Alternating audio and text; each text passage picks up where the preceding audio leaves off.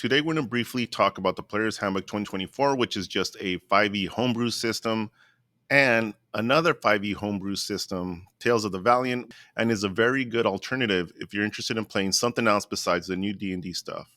Holy Jesus. What is that? What the fuck is that?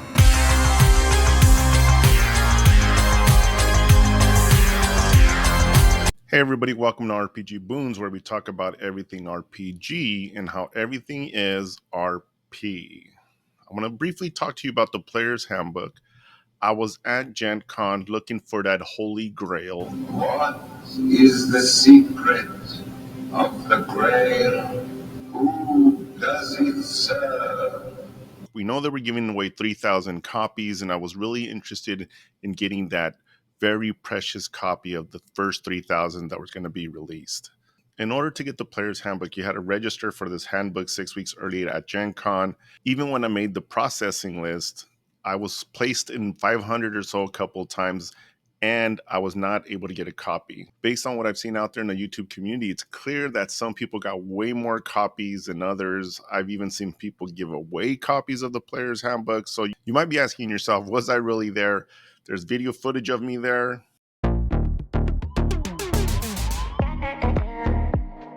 But more importantly, there's photographic evidence that I was actually there as well.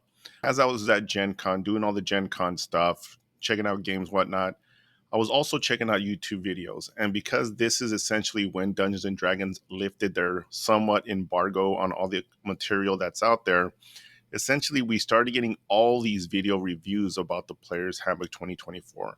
I realized at that moment that even if I get a copy of it, I'm going to be weeks behind other people on YouTube because they've had the book essentially from D&D much earlier than I have.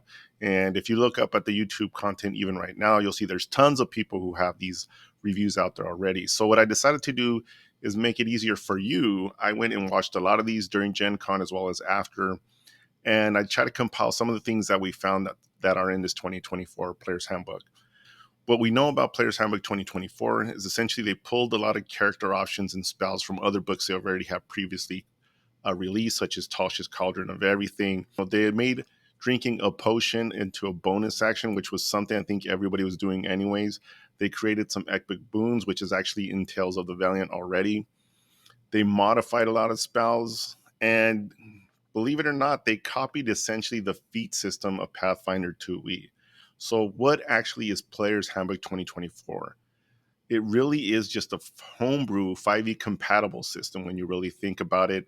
I see a lot of debate out there about rules as written versus rules as intended. This is a whole entire debate that I don't really want to get into because they've definitely messed up some of the text in there to make some of the powers seem more powerful than what they are. I think in general that if it appears to be overpowered, it probably is a mistake that was put in the text. And unless we hear from our Lord and Savior, Jeremy Crawford, then we should just assume it was a mistake. And another thing that's noticeable about the Player's Handbook 2024 is the power creep. I did an entire video about the power creep that's been going on in Dungeons & Dragons and tons of RPG systems for the last decade or so. But it's clearly evident in the 2024 Player's Handbook that that's what's happening again. They're really making the players more and more powerful and potentially, arguably, making it more difficult for DM to balance encounters for them. If you really want a good breakdown of the Player's Handbook 2024, I recommend this gentleman here from D&D Shorts. Not only does he have an amazing beard, but it's an amazing review of the Player's Handbook. So I really recommend this if you're trying to save time and you just want to basically see what's in that book. Tales of the Valiant, it's an interesting title. I'm not here to knock anybody who works there or anybody who decided on this, but the title itself doesn't do the gaming system justice. And I think one thing it's missing is that they should have just put the label of 5e compatible on the stamp of that book. Now, if you look at some of the other books from Cold Bolt Press, such as Creature Codex, Tome of Beast, they have that little 5e emblem listed on top of their books right there. You just don't see that in the Tales of the Valiant. I really think they should have just stuck it on there so you understand that you're playing a 5e compatible system, which means you can take this game system and pull a lot of things from all the other 5e Dungeons & Dragons stuff and pull it into this system, and most likely would fit very nicely. There's always little adjustments you might have to make, but it's a 5e compatible system. Now, the other thing I want to mention is this is already ready and available for you to play. And I played it at Gen Con 2023, but when I was playing Tales of the Valiant at Gen Con, I noticed no difference between this game and Dungeons and Dragons 5e. So today what I'm going to do is I'm going to take that Tales of the Valiant and I'm going to do a direct comparison to D&D 5e because that is our current edition, because the new player's handbook doesn't come out till September 17th. So if we really have that itch and we really want to scratch it, Tales of the Valiant is a great alternative. Now when we go through this, it should go really fast because what you'll notice is that these games are essentially almost identical. There's little tweaks that they did, a lot of homebrew aspects to it, similar to what they've done with Player's Handbook 2024. When it comes to the number of the types of dice you need, the bonuses, the target numbers, the hit points, you can see that are essentially identical. The same type of dice, the same type of bonuses and buffs. They have the advantage, disadvantage, AC, DC. Hit points are your hit die and con. When it comes to actions, free actions, multiple attacks, critical strikes, they're almost all essentially identical. When it comes to initiative, again, essentially same across the board. The play orders from high to low, whoever rolled the best, and the GM fits in there somewhere. Now, this is not going to help the GM in terms of, having all the players ahead of him and still killing all his monsters, or killing that BBEG really fast, which is an issue in D&D 5e. But you can easily remedy this by creating more minions for that BBEG, or giving that BBEG a lot more reactions. What we're looking at here are the two different character sheets. You can clearly see they're almost identical. Now, if we look closer look at those ability scores, they stuck with the 6. They're still the 6. And if you look at the skills, it's the exact same skill set. Comes to creating a character using the standard array, you can see they actually changed their standard array to increase it. And I think the reason they do this is because there's no longer ability score increases depending on the race that you are. So instead, they give you a little bit of a boost in your standard array. They also have the 4d6 method, but you can notice here that they also included a couple of extra rules to really bump up your character's ability scores. She can choose one ability score, give it a +2, any ability score that has a 16 or less, and then you can do a +1 to any ability score that has 17 or less. When it comes to character advancement, you can see I'm not going to read these numbers, but go ahead and pause your screen if you want. They're essentially identical. The one thing that I really thought was nice is that most of us do not start our characters at level 1 or 2. And a lot of times what we come in at maybe in that 5 range, 5 to 10th range. And what often happens is when you do that with characters, you're like, well, shouldn't I have more treasure, or shouldn't I have some type of magic item? What's really nice about Tales of the Valiant is they actually include a chart in there that shows that if you create a character from certain higher levels, what extra things you will get for that character. But if you're running that high magic campaign, you can see you get some magical items with your character. Now on this page here, I listed all the steps to building a character. You can nicely see that in Tales of the Valiant, one of the first things you do is you choose the class, while in D&D 5e, you choose a race first, then you choose a class. You guys have probably already seen that the D&D 2024 Player's Handbook, you actually start with your class. So they're essentially kind of copying Tales of the Valiant as well as other RPG systems. The one thing I really wanted to point out is if you look at these different classes and look at the hit dice and look at, their primary ability scores as well as saving throws, they're essentially all the same. So you might notice that there's a new class in Tales of the Valiant, the Mechanist, which is the replacement for the Artificer, essentially. But we'll talk a little bit about that later. And when it comes to ability score improvements, in Dungeons and Dragons, they give them to you at 4, 8, 12, 16, 19. You can see that they essentially copy the improvements as well, but they also throw in the talent, which is essentially a feat. So they really just make feats part of Tales of the Valiant, rather where D&D feats are more optional. Well, in the main book right now, there's 45 talents / feats. In the regular D&D book, 5e, there's 42 feats. In an Xanthar's Guide to Everything, they included more feats, specifically racial feats. We know now that in Player's Handbook 2024, they've started using feats way more, essentially copying Tales of the Valiant and really carbon copying Pathfinder 2e, which I think is the originator of all these different feats. Because Tales of the Valiant is 5e compatible, you can essentially take any of the feats from D&D 5e or the new Player's Handbook 2024 and use them for your game as well. And of course, as the DM, you just have to kind of keep an eye on it and make sure it's not too overpowered for your game. Now, one thing that I thought was really nice is they took those spells and they broke them down into very big subgroups rather than in D&D 5e. Every single class has its own spell group. You can see here in Tales of the Valiant, if you look at a cleric or if you look at a paladin, they both have divine magic. And one thing that's come up in the past is how many spells can you cast per turn. What I liked about the Player's Handbook 2024, and it's essentially written exactly the same in Tales of the Valiant, is basically you can cast one slotted spell per turn. Now, when it comes to the races, they decided to go with this terminology called lineages, which I know Players Handbook 2024 is using the word species. Much species is actually more biologically accurate. But let's look at the differences here from Tales of the Valiant versus D&D 5e. We know in the Players Handbook 2024, they've gotten rid of the ability score increases, which is a big part of 5e here. But those ability score increase no longer exist in Tales of the Valiant. In my Tasha's video, Cauldron of Everything, where I explained that how that book starts to ruin some of the basic role-playing game with Dungeons and Dragons, and those ability score increases really had to do with where those races come from, the type of land they grew up in, whether they were dwarves that were in mountains and mines, elves in forests, things like that. And so basically, the role play for those ability score increases no longer exist in Tales of the Valiant. Right? But then you can have any type of upbringing that you want, which is kind of a big deal and something that happens in Tasha's Cauldron of Everything as well. But if you want to have a standard type kind of orc, dwarf, whatnot, you can do that, and they actually give you some of the recommended heritage that you can choose to still play that very old school style of RPG system.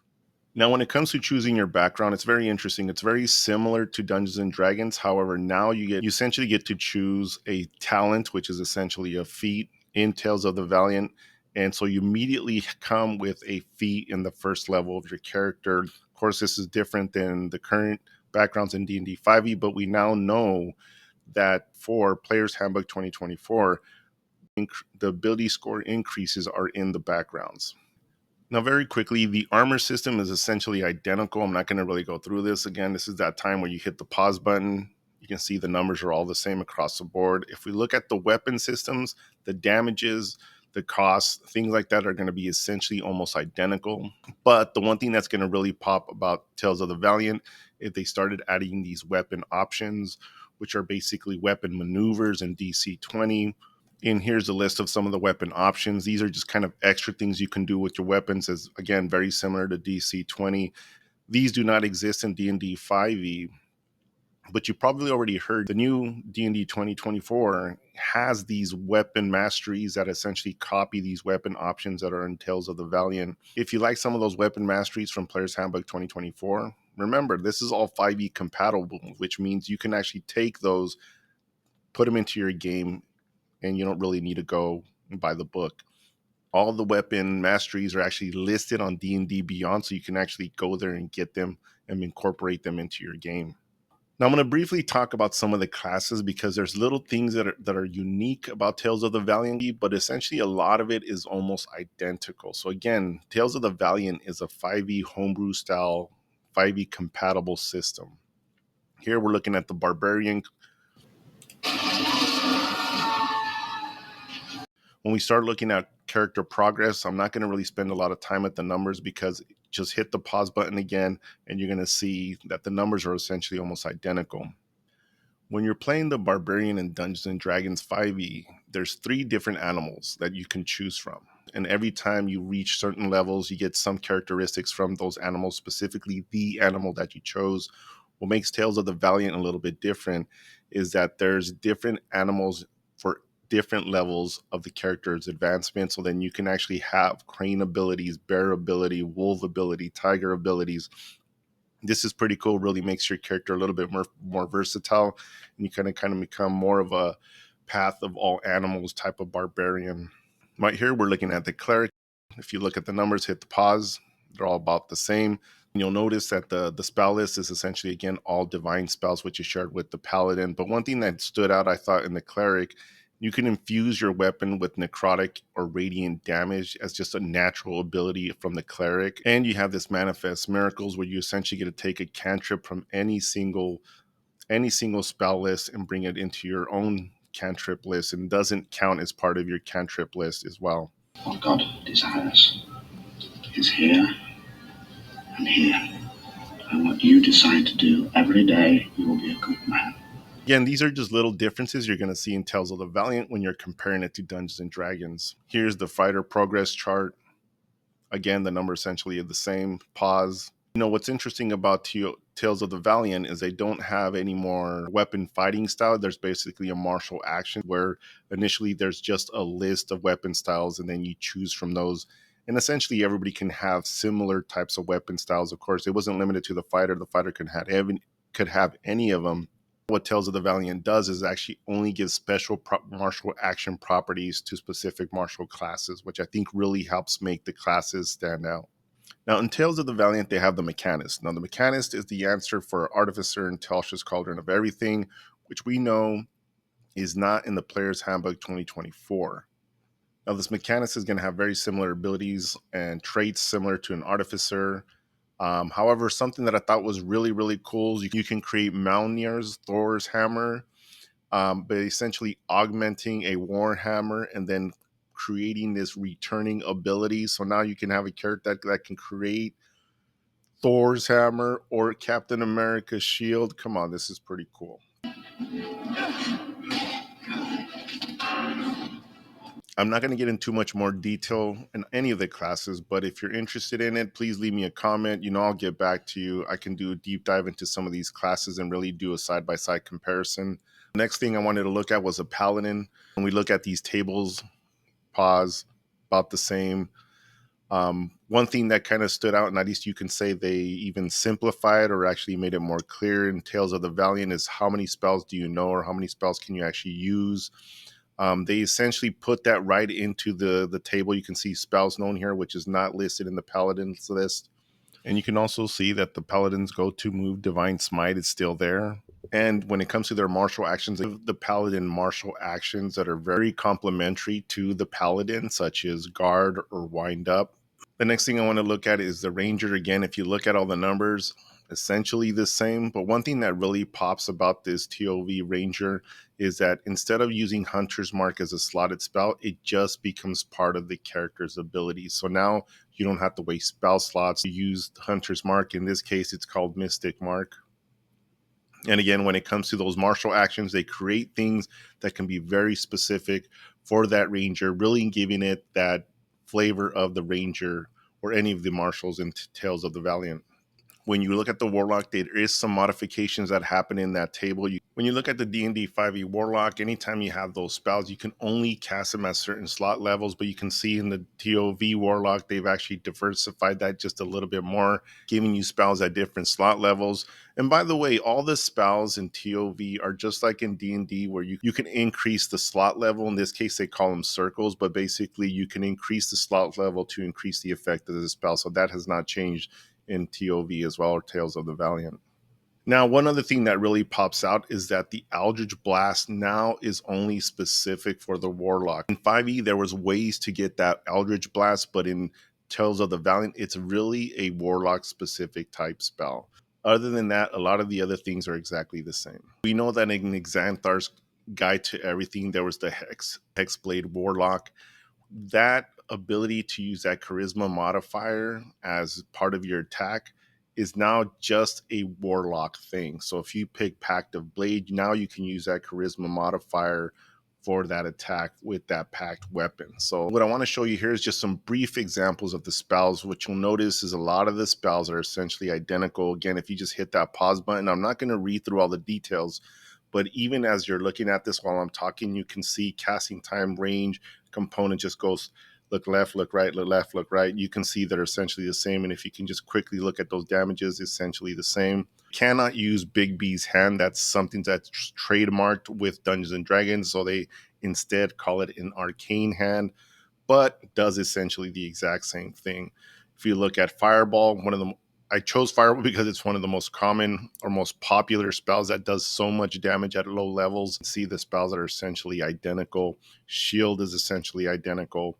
Hellish Rebuke is another popular reaction type spell, essentially identical. And if we look at Tasha's Hideous Laughter, again, we can't use Tasha's, but they're just calling it Hideous Laughter, but the spell is essentially identical. So I'm just going to stop there. I went through many, many spells, and often I found very little to no variation in the spells. It really takes a really deep dive for you to try to find the differences between these two different gaming systems. One thing that I really liked about Tales of the Valiant is very early in those first few pages of creating a character, they include multi-classing. They let you know immediately what you need. It's very interesting. I think it encourages players to maybe multi-class. I'm not against multi-classing, but I feel sometimes multi-classing really decreases the importance of feats or utility of feats, or in this case, talents in TOV. But again, it's your game, your table. You should run it any way you want. So in these next few slides, I just want to show little things that they've done to improve the descriptions of some of these skills or abilities or weapons or whatnot. What we're looking at here is Thieves' Tools. You can see that this description of Thieves' Tools in D&D 5e is very short, to the point, but it doesn't really give you a lot to work with. Where in Tales of the Valiant, you can see they add a lot more things to it, and actually even give you example of Thieves' Tools example tasks, giving you some DCs that you can think about when you're using those Thieves' Tools. When it comes to cost of spell services, you can see what it's listed in D&D 5e. It's very generic, not very good. It doesn't give you a lot to work with. But if you look at the actual table that they give you in Tales of the Valiant, it's more informative, and it's a lot easier for you to see how to get these spellcasting services, how much they would cost and whatnot. When it comes to vehicles, compare that to D&D 5e and you look at Tales of the Valiant, you can see they have similar type of table. However, Tales of the Valiant really gives you the entire stat blocks for all these different boats. Now, magic items, which is really, really important in Player's Handbook in D&D 5e, there are no magic items really listed in there. But if you go to TOV, not only do they give you a bunch of weapons with descriptions with them, but they also show you how common, how much these weapons are worth and whatnot. Now, when it comes to inspiration in Dungeons and Dragons versus Tales of the Valiant just has this luck point system. You can see here. What I've always not liked about D&D 5e inspiration, which I've brought up in the past, is that it's really dependent on the DM to think about how will I distribute these points. What I like about gaining luck, or these luck points that you can use in Tales of the Valiant, is it's not only up to the dungeon master, but anytime you fail a hit with an attack or fail a save, you actually gain a luck point. And, when it comes to losing luck, there's a method of losing luck here, which I think is a little ridiculous. It's kind of like when there's no rollover in your vacation time at your job. I think that's ridiculous. It's hours you've put in, you should gain. I would just say never have your players lose their luck.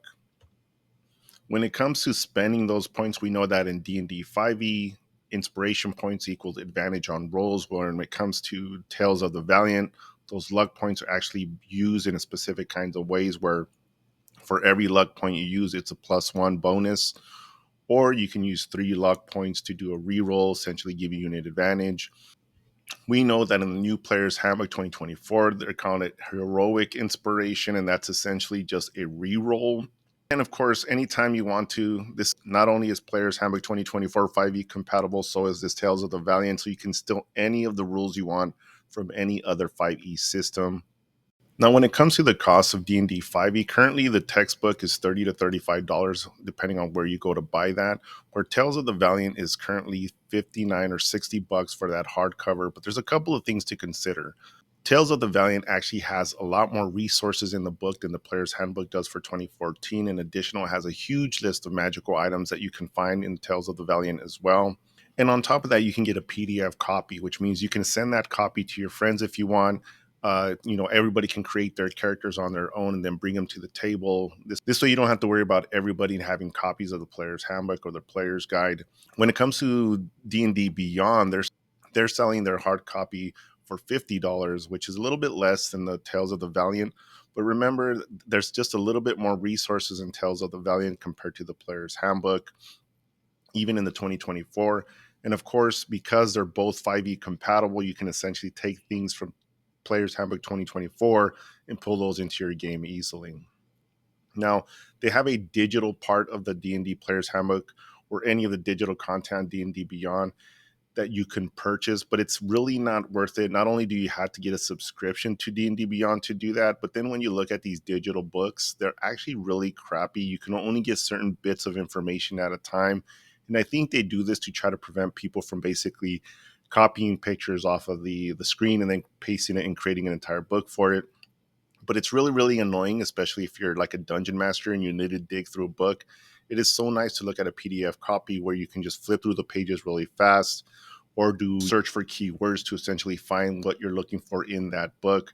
You can't do that with the digital copy on D&D Beyond, so I don't recommend it. Another important thing to think about is Tales of the Valiant is available right now. On top of that, there's also a Monsters Vault to the Player's Handbook 2024, Dungeon Master's Guide for 2024, Monster Mount 2024. What we're seeing here is the Dungeon Master comes out November 12th, and the Monster Manual is expected to come out next year. So you'd have to wait a long time to really get all the updated versions of these books. And as we continue to think about all the monsters that are available for the Player's Guide for Tales of the Valiant, think about other things that have been released by Kobold Press, such as Tome of Beasts, Creature Codex, as well as others. In addition, because it's 5e compatible, you can also use the Monster Manual from D&D 5e, as well as Volos or Mordenkainen's to get more monsters out of those books as well, or any of the other resource books or monster books that are out there. I should note that in this Tales of the Valiant guide, there's only 2 subclasses per class, but you can easily go to Kobold Press, get things such as Tome of Heroes, which has about 70 new subclasses, as well as lots of other magic books that you can get to increase those spells to get more resources. And that's it, everybody. I hope those boons were useful for you. We took a nice look at Tales of the Valiant, comparing it to D&D 5e, pulled in some information from D&D Player's Handbook 2024 to show how all these are going to be compatible, how they're all 5e compatible. So if you're interested in playing something that's just not Dungeons and Dragons, you want to get away from them a little bit, Tales of the Valiant is a great choice. And on top of that, if you have old D&D material or other 5e compatible material, it's going to be easily usable for your Tales of the Valiant. So it's really a good way to go to make sure that all this money you've spent in the past can be used for the system of your future. My name is Don Franco 3. This is RPG Boons, where we talk about everything RPG and how everything is RP. Hit the subscribe button, leave a comment. I'll get back to you. Until then, I'll see you next time.